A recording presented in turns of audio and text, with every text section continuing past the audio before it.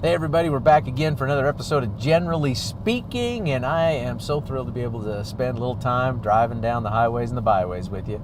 You know, this topic is one that has served me well for many years, and that is an old saying: you never have a second chance to make a first impression.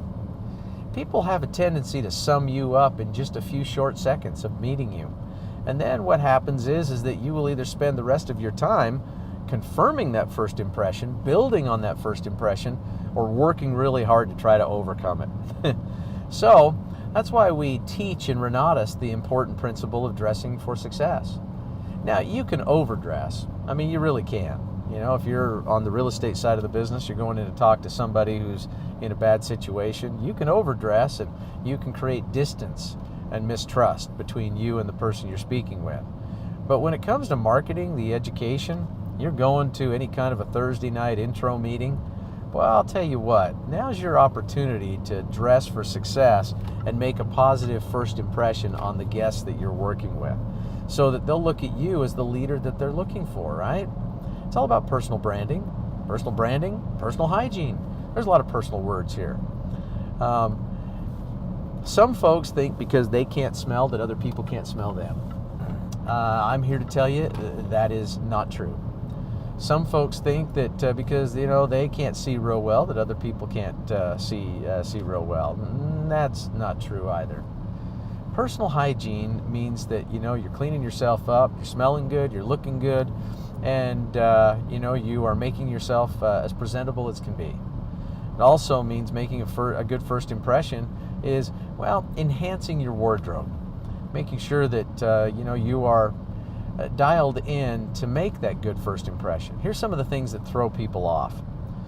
If you have an old tattered shirt where the collar is getting a little bit yellowed and dingy and gray, or where the cuffs are a little bit frayed and roughed up, time to throw that thing out and go get yourself a new shirt. If you've got a suit that you're wearing and that suit is, well, you've just pulled it out of the washing machine and thought that tumble drying it would be sufficient rather than going and getting the thing, permanent pressed by a dry cleaner, you might want to rethink that, because it makes a huge, huge difference. You want to dress for success. If you are wearing shoes and those shoes are scuffed and worn and beat up, it doesn't matter if you've got a $5,000 custom-made suit on. People are going to look you up and then down. They're going to see those shoes and go, oops, this guy's a pretender. He's not a player, right? Now, I'm speaking somewhat to the guys, because what I've found in the past is that the gals usually know how to clean themselves up and dress appropriately. But if this message is kind of striking a chord with the gals out there, then make a correction. Make sure that you are dressing modestly, because you don't want to be a distraction. Make sure that you are dressing professionally so that you project a certain image. Make sure that you're cleaning yourself up as well too, so that you can make a positive first impression.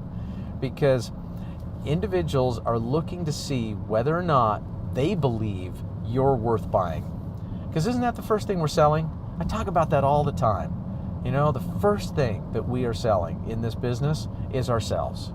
Matter of fact, I've said for years on numerous occasions and on past Generally Speaking presentations, if you want to make some great money, go out and market the Renatus educational system.